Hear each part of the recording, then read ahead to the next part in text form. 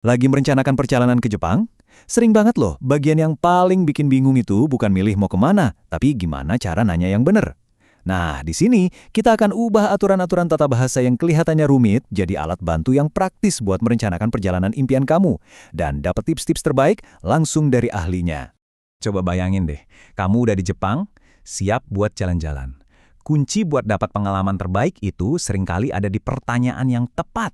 Yuk kita kuasai seni bertanya ini, supaya kamu bisa nemuin tempat-tempat rahasia yang keren di setiap sudut Jepang. Oke, ayo kita bedah prosesnya. Anggap aja ini panduan 4 langkah buat kamu. Pertama, kita bakal lihat apa aja sih kemungkinannya. Kedua, gimana cara berbagai info yang kita dapat. Ketiga, cara bertanya kayak seorang pro. Dan terakhir, gimana cara ngertiin nasihat yang dikasih. Udah siap? Langsung aja kita mulai. Setiap rencana yang keren itu selalu dimulai dengan satu pertanyaan. Apa aja sih yang bisa kita lakuin? Nah, sebelum kita nanya ke orang lain, kita harus tahu dulu apa aja pilihannya.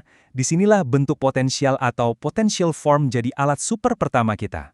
Anggap aja kanoke atau bentuk potensial ini tuh kayak nge-unlock skill baru di bahasa Jepang kamu. Ini fondasinya yang ngubah kalimat dari saya mau jadi saya bisa. Ini yang bakal ngebuka semua pintu ke pengalaman-pengalaman seru di depan mata. Nah, ini contekan kamu buat ngubah kata kerja biasa jadi bisa. Gampang kok. Buat grup 1, tinggal ganti akhiran U jadi eru. Buat grup 2, ganti ru jadi rareru. Grup 3 ini emang sedikit spesial, jadi kita hafalin aja ya. Suru jadi dekiru, dan kuru jadi korareru. Cuma 3 aturan simple ini, tapi gunanya banyak banget. Lihat deh gimana cara kerjanya. Kata kerja makan, taberu, berubah jadi taberareru. Seketika kalimat kamu berubah, bukan cuma ngasih fakta, tapi jadi sebuah kemungkinan yang menggiurkan. Di Hokkaido, kamu bisa makan kepiting. Langsung kebayang kan enaknya? Contoh lainnya nih, snorkeling. Kata suru yang artinya melakukan, berubah jadi dekimasu, bisa dilakukan. Bentuk ini tuh serbaguna banget. Dari kuliner sampai petualangan, sekarang kamu bisa ngomongin semua hal seru yang bisa kamu lakuin. Oke, sip. Kita udah tahu apa aja yang mungkin bisa dilakukan. Sekarang, waktunya ngumpulin info. Tips-tips berharga dari teman, senior, atau dari ulasan di internet.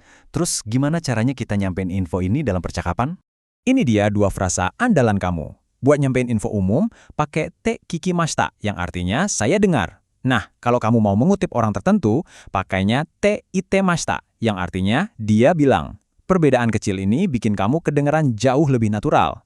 Contoh yang pas banget, misalnya kamu baru baca blog atau denger dari temen. Kalimat ini tuh cara yang santai dan alami buat berbagi info sama temen jalan kamu, jadi bisa bikin keputusan bareng-bareng sambil ngebangun semangat. Nah, di sini kita bisa lihat gunanya di situasi yang mungkin sedikit lebih formal. Dengan mengutip senior, informasi yang kamu kasih jadi lebih berbobot. Ini bukan lagi sekedar katanya, tapi tips yang terpercaya dari sumber yang jelas. Berguna banget kan, apalagi di lingkungan kerja. Oke, kita udah bisa menjelajahi pilihan dan berbagi info. Sekarang saatnya buat kita aktif nyari arahan. Gimana sih cara bertanya yang benar biar dapat nasihat terbaik dari penduduk lokal atau senior kita? Ini dia formula ajaib buat minta rekomendasi. Caranya, gabungin aja kata tanya kayak apa, di mana, atau bagaimana dengan kata kerja bentuk tara, terus tambahin idiska. Ini kayak kita nanya, sebaiknya saya? Cara ini sopan banget dan efektif buat dapetin nasihat yang jelas. Lihat deh contoh praktisnya. Kata kerja ikimasu yang artinya pergi, dalam bentuk taknya jadi ittara. Bagaimana sebaiknya saya pergi ke sana? Pertanyaan kayak gini nih yang bakal ngebuka pintu buat dapetin tips-tips lokal yang sangat berharga. Sekarang, ayo kita lihat dari sisi sebaliknya. Gimana cara kita ngasih atau ngertiin nasihat yang jelas? Frasa kuncinya adalah suruhoga ii desu. Dan ini dia jawabannya. Ini bukan sekedar saran biasa, tapi rekomendasi yang kuat. Kalau pakai shipta hoga ii desu yo, itu artinya kayak bilang, percaya deh sama saya, sebaiknya kamu lakuin ini. Ini nasihat yang jelas dan sangat ngebantu. Nah, ini penting banget nih, perhatiin baik-baik ya. Pola ini punya 2 sisi. Pakai bentuk lampau tata buat saran positif, yaitu apa yang sebaiknya kamu lakukan. Dan pakai bentuk negatif nai buat peringatan, yaitu apa yang sebaiknya tidak kamu lakukan. Menguasai keduanya, itu krusial banget. Ini contoh yang pas banget buat nasihat negatif. Perhatiin deh penggunaan bentuk nai pada kata ikanai. Ini bukan larangan, tapi lebih ke peringatan yang sangat membantu yang biasanya didasari sama pengalaman lokal yang berharga. Nasihat yang paling bagus itu selalu ada alasannya kan? Kalimat sebaiknya jangan pergi hari Minggu jadi jauh lebih kuat waktu kamu tahu alasannya adalah buat menghindari keramaian. Ini bikin saran jadi lebih logis dan gampang diterima. Pola ini benar-benar serbaguna. Dengerin deh beberapa contohnya. Hayaku keikaku o tatete yoyaku shita hoga ii yo. Artinya, sebaiknya rencanakan dan pesan dari jauh-jauh hari. Atau, boushi to tebukuro wa jibun de katta hoga ii yo. Sebaiknya beli topi dan sarung tangan sendiri. Tata bahasa yang sama, tapi bisa buat macam-macam tips praktis. Baik, kita udah ngebahas banyak banget. Sekarang, ayo kita rangkum semuanya jadi satu panduan singkat yang bisa langsung kamu pakai. Nah, ini dia intinya. Panduan 4 langkah buat kamu.